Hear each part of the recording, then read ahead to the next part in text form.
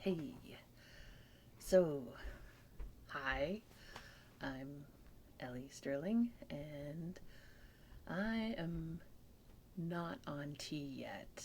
I will be taking testosterone for the first time, hopefully later this month. I have an intake appointment next week, and my birthday is the week after that.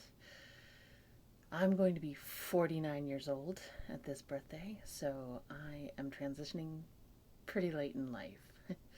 Um, I just wanted to make a video, even though I'm not going to come out publicly to the whole wide world quite yet. I want to make this video so that I can put it out later uh, for comparison. And also, the real reason I want to make this video is because when I was trying to decide what to do with myself, I spent a lot of time looking at YouTube videos of other people who'd gone through transition and trying to get an idea of what they went through, what it was like, pros and cons of life as a trans man, um, what the difficulties really were. I've spent my whole life practically um, wishing that I was a guy, but figuring that that was something that, you know, if there's such a thing as reincarnation, maybe in my next life. Sometimes it really bothered me that I was a woman. Other times I just embraced being a woman and tried to redefine what being a woman meant to me. But in the last few years, it's kind of come to a head where I was like, there's no reason for me to have to think that maybe possibly there's another life in the future when I get to be a guy. That, we have science. I can do this now. Um, but I really wanted to hear from other men who'd gone through transition. And almost everybody out there was in their 20s when they went through their transition. And then there were these videos about, transitioning later in life when somebody was like 31 or 32. And I was like, later in life. So I did find a few men who transitioned in their 50s, and even one that I think transitioned at 62. Um, and seeing that transition in video, seeing, um, hearing them talk about their experience and seeing what they looked like before, during, and after a few months of testosterone really helped me to feel more comfortable and confident about the choices that I'm making. And so I wanted to pay that favor forward to somebody else who maybe has spent their whole life having a million reasons why they wouldn't do this, um, and just have one more sort of piece of information to help them process their ideas. Now, for the longest time in my life, I felt like transition was something that was for other people who were just like, you would kill yourself if you didn't transition. You had to do this because the alternative was suicide. Now, I've spent a lot of time in my life being suicidal. I'm not going to lie. But I don't think that that suicidality had anything to do with gender. I think it had a lot to do with other kinds of trauma, tons of trauma, and trauma, not properly processed, uh, leads to depression and despair and all sorts of things. But I don't think that that was specifically about gender. Although some of the traumas that I've been through probably wouldn't have happened if I was male presenting to the outside world, but I don't know. I don't necessarily want to get down that rabbit hole right now.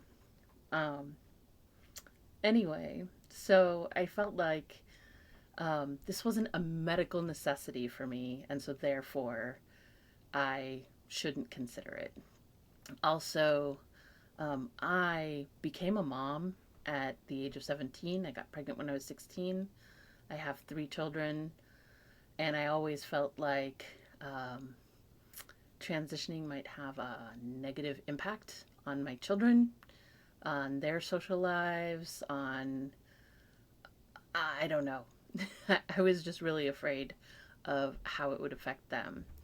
I wish that I had reached out to the trans community earlier and found out that there were plenty of other people who transitioned while their children were still young. That might have given me more confidence to transition earlier. Um, Another big issue that was a reason why I didn't transition younger was that I don't trust medical professionals very much. I've had a lot of medical trauma. I am a fat person, and doctors look at me and say, whatever problem I have, it's because I'm fat. Now, right now, I am larger than I have ever been in my whole life, but even when I was a professional athlete, like literally a professional athlete, I was ice skating 6 to 8 hours every single day. I weighed 200 pounds. And every single doctor would tell me that pretty much every health problem that I had was because I was fat and that I just had to do more exercise. I had to watch what I ate better. It was like, hmm. Um, Literally could not have done more exercise. Not enough hours in the day. Um, yeah, so that has been an issue for me, just dealing with medical professionals. I've had a few good doctors. I'm not going to say that I have never had any good doctors, but on the whole, it's hard to find those gems. So, uh, trying to the thought of doing anything medical is kind of scary because first you have to trust the medical professionals that you're talking to about transition, and then once you've transitioned, now you've got a whole nother layer of every time you deal with a medical professional, you're probably going to have to educate them about your body, and they'll, just like the fat thing, they'll be like, oh, it must be your hormones. So definitely do not look forward to that issue. Uh, and and the idea of having to take any kind of medication um, that I have to buy at a pharmacy that I do not have control over is also frightening, um, because I live in the United States where healthcare is not a right, where um, today I have health insurance, but I might not have health insurance in another few months. So there's always this concern about, will I be able to get medications? One of the things that kind of changed that for me is that right now I am on medication, other medication that I have to continue to take for the rest of my life, and I don't have control over that. So it was kind of like well, I have to go to pharmacies anyway. Given my druthers, I would handle all of my medical care with herbs, because if all else fails, I can go out and forage for plants. And that may sound really extreme, but that should give you some idea of the level of medical trauma that I have. Um, and I have, just to say this, I have spent a lot of time educating myself about um, herbal medicine. I actually used to run an herbal apothecary a long time ago, like 2004, 2005, 2006. Yeah. I had an herbal apothecary, and so I know a lot about plants. I know a lot about plant medicine. I know how to make lots of different kinds of plant medicine. Um, I considered the possibility of trying to do some of the transition using plant medicine, but I realized that I wasn't going to get the results that I wanted just from plants.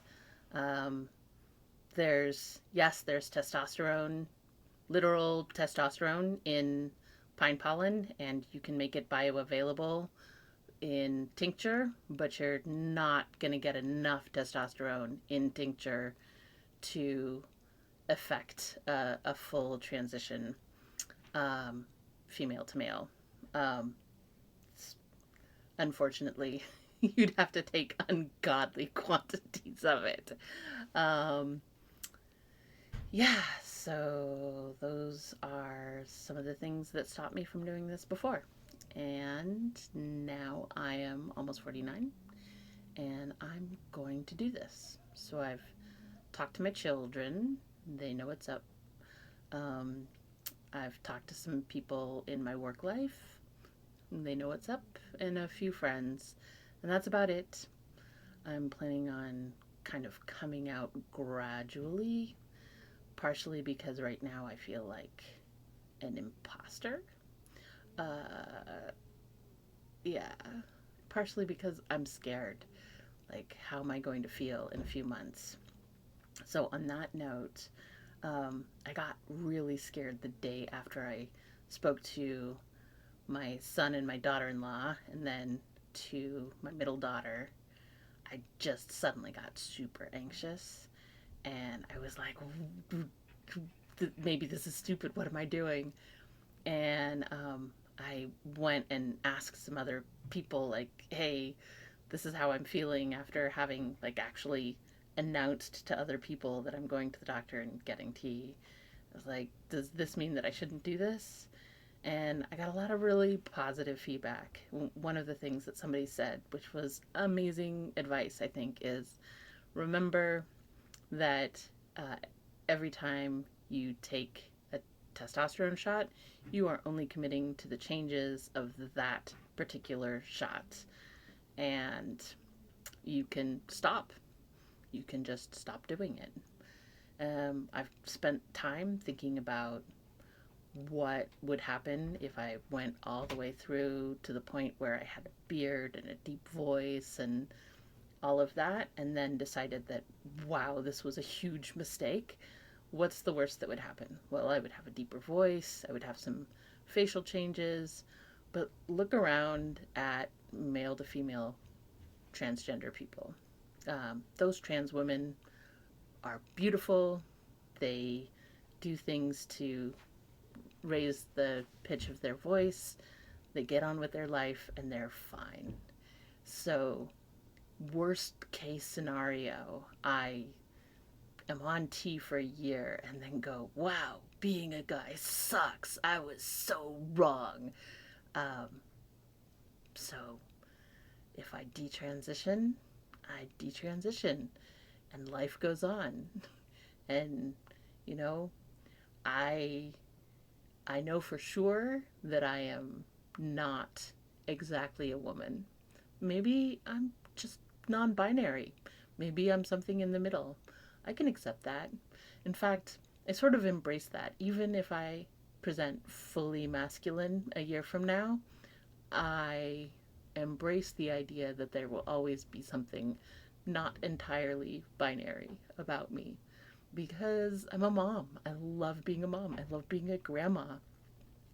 Whether my grandkids call me Safta, grandma, in the future, or if they call me Saba in the future, I'm not too fussed about that right now. But I love being a mother figure. That's cool. So, so I'll always be a little bit non-binary, no matter how I appear on the outside. I'm cool with that. So, those are the fears, those are the questions. We'll see what happens. I'll make another video after I get my first shot. Maybe I'll make another video after the doctor's appointment next Wednesday, because I won't actually be getting a shot on Wednesday. Maybe I'll have something to process on video then. Who knows? Anyway, thanks for watching. And if you have any questions or need support or whatever, go ahead and comment. I'll do my best. Like I said, to pass on the support to other people that has been provided to me from the community. Bye.